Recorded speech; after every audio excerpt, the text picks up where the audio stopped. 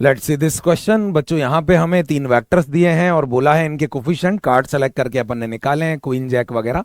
अब मुझे निकालना है कि कब ये लिनियरली डिपेंडेंट है, कब लिनियरली इंडिपेंडेंट है। तो यहाँ पे अपनी क्लासिकल प्रोबेबिलिटी लग रही है।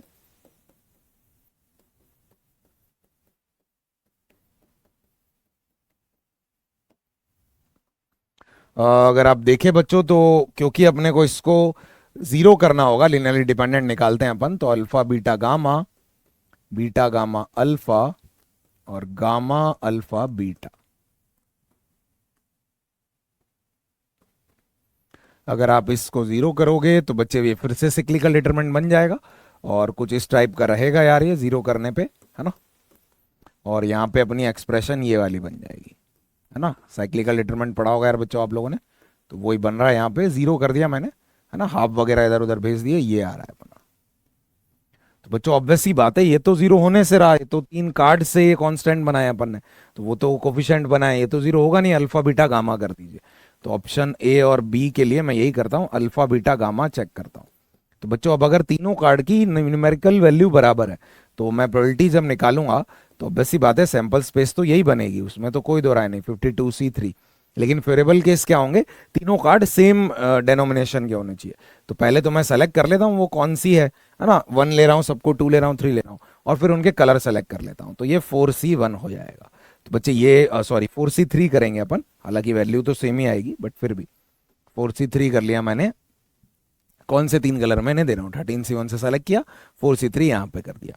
तो बच्चों आप इसे सॉल्व कर लीजिए यार, 52C3 और यहाँ पे कैंसिल हो जाएगी वैल्यू, 1/425 आ जाएगा।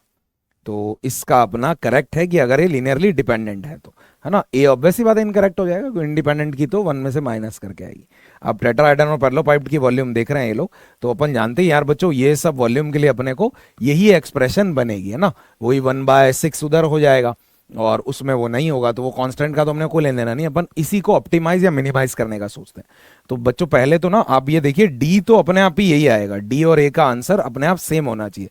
रीजन क्यों, अगर ये तीनों बराबर होंगे तो जीरो आएगा, मिनिमम वॉल्यूम जीरो ही हो सकती है। तो डी का आंसर तो यही आना चाहिए, और ये दिया हुआ भी इन्होंने डी ऑप्शंस में यही लिखा है, लेकिन इस बार इन्होंने इसको सॉल्व नहीं किया। तो ये तो यही आएगा 13 × 4C3/52C3, क्योंकि लिनियर डिपेंडेंट है तो वो जीरो आएगी उसकी वॉल्यूम, और वही इसकी मिनिमम वैल्यू हो सकती है। तो डी तो करेक्ट आ रहा है अपना। सी पे देखते हैं। तो अगर आपको इस पूरे को ऑप्टिमाइज करना है, इस पूरे की मैक्सिमम वैल्यू लानी है, तो इस एक्सप्रेशन को मैक्सिमम करना होगा। वो कब पॉसिबल है, जब यहाँ बड़ी बड़ी चीजें जो है आपके पास रहे, उसमें सबसे छोटी चीज माइनस हो। तो मैं 13 ले लेता हूं, दो वैल्यूज को, और एक को सबसे छोटा 1 दे देता हूं, है ना। इस पे क्योंकि डिस्क्रीट है, अपने को कुछ और सोचने की नीड नहीं है, इसी पे ये एक्सप्रेशन की मैक्सिमम वैल्यू आएगी। 13 में से सबसे कम घट रहा है, 13 में सबसे कम घट रहा है, तीनों को 13 नहीं ले सकता, फिर तो जीरो ही आ जाएगा। तो ये अगर मैं सेलेक्ट करता हूं तो अपनी जो भी वॉल्यूम है वही करनी है बच्चे, अपने को वॉल्यूम ही ऑप्टिमाइज करनी है ना, वो अपने को मैक्सिमम दिखेगी। तो सैंपल स्पेस तो बच्चे अभी भी कितना होगा अपना, 52C3। वेरिएबल केस क्या होंगे, दो तो 13 के चाहिए, तो सेलेक्ट कर लो कौन से कलर के चाहिए।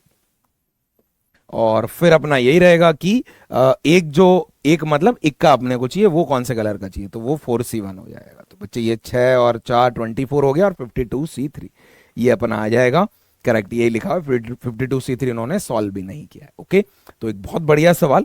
यहां तक तो ठीक था, चलो साइक्लिकल डिटरमिनेंट की और भी कई प्रॉब्लम्स बनती है, तो वो उन्होंने बनाया ही, बट जब ऑप्टिमाइज करना था बहुत बच्चे सोचने में लग जाते हैं। तो अब ये देखिए डिफरेंस ऑप्टिमाइज कब होगा, या मैक्सिमा या मिनिमा, दो जगह हो रहा है, तीसरी जगह जरूर एक टर्म जीरो आ रही है, बट ओवरऑल बड़ी बड़े टर्म्स बन रही है, वो इस एक्सप्रेशन को ऑप्टिमाइज कर देगी। तो बस ये सोचना था, उसके बाद एक इजी प्रॉब्लम।